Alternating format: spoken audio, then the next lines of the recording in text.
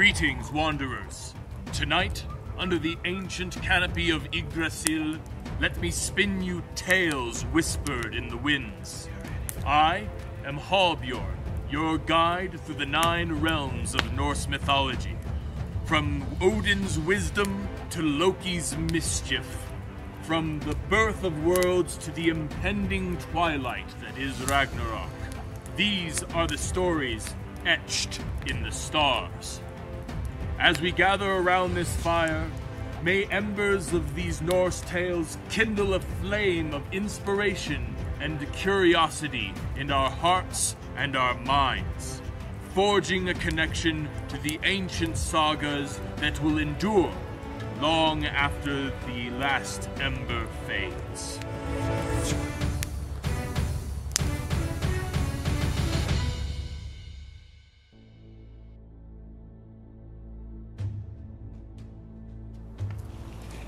As with many Norse stories, both big and small, this one starts with the boredom of Loki. Being related to those beings of chaos, the Jotunar, he himself also the god of mischief, he one day decided to cut off the golden hair of Sif, the goddess of wheat and harvest, who is also the wife to the easily angered Thor.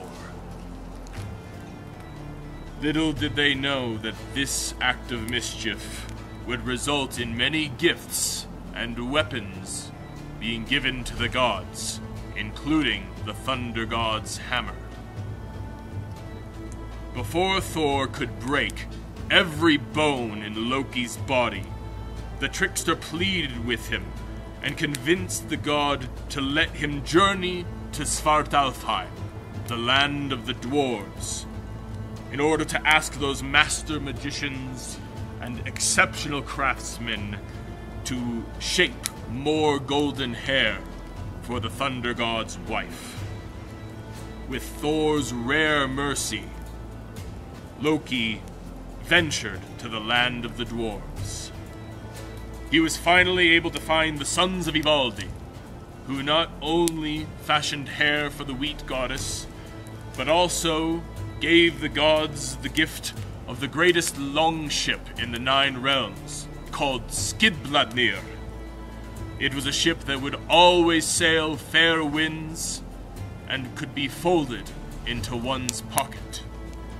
They also created Gungir, a great and mighty spear that never missed its mark and was imbued with great magic. Loki, not content with just these prizes, wanted to inflict more mischief in Svartalfheim. He was not done in the land of the dwarves. He found the smiths Brokkr and Eitri, 2 brothers.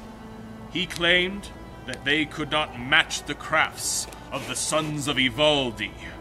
Brokkr and Eitri accepted his challenge, stating that they wanted Loki's head as a prize for when they win. So it was set, they too would give 3 gifts to the gods.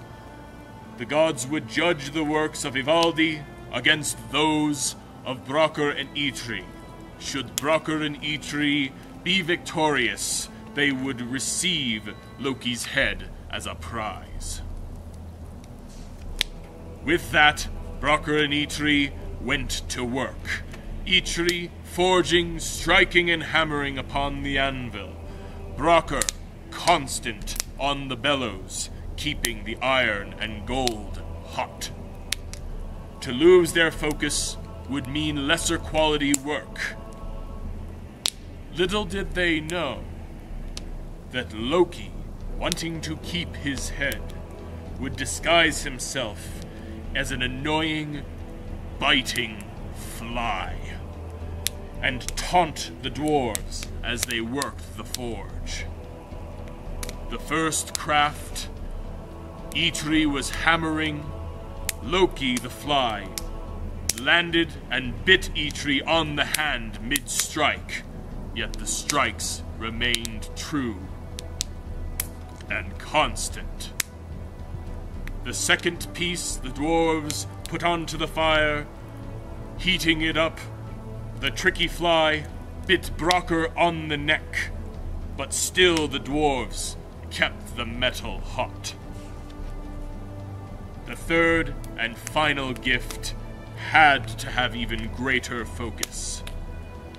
And so it was that Eitri told Brocker to not stop pumping the bellows for even one moment, lest they fall short in impressing the gods. Loki, still wanting to keep his head, waited until the moment of greatest and busiest smithing. He darted, flew, landed, and bit Brocker right on the eyelid. Without thinking, Brocker scratched at his eye, but for a moment.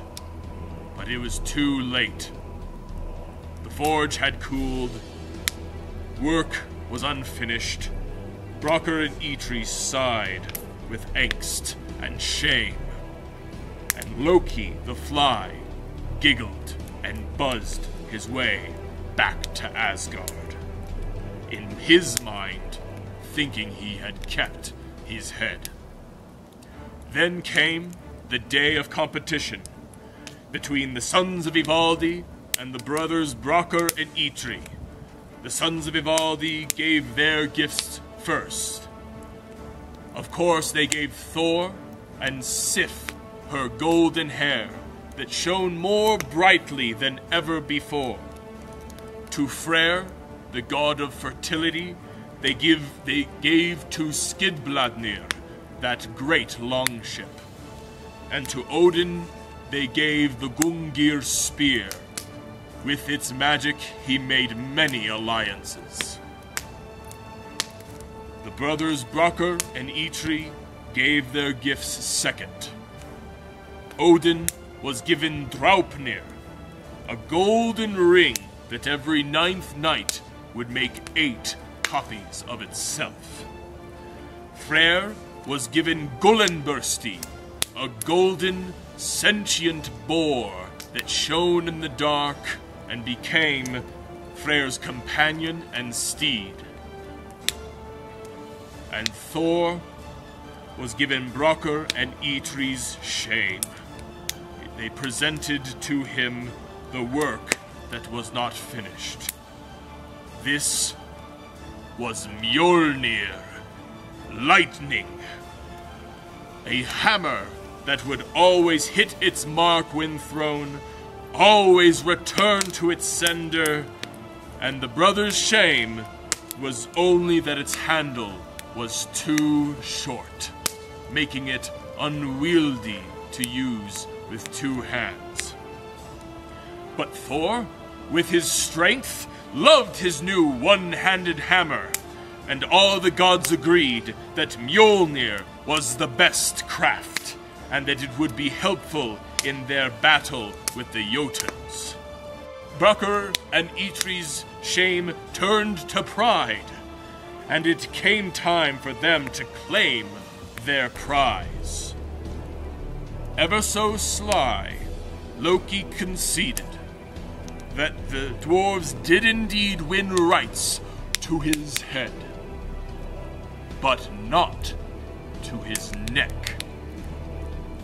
It was with this that the dwarves were content with sewing shut the mouth of the god of mischief, leaving the gods with their gifts, their weapons, and, for a time, some peace and quiet.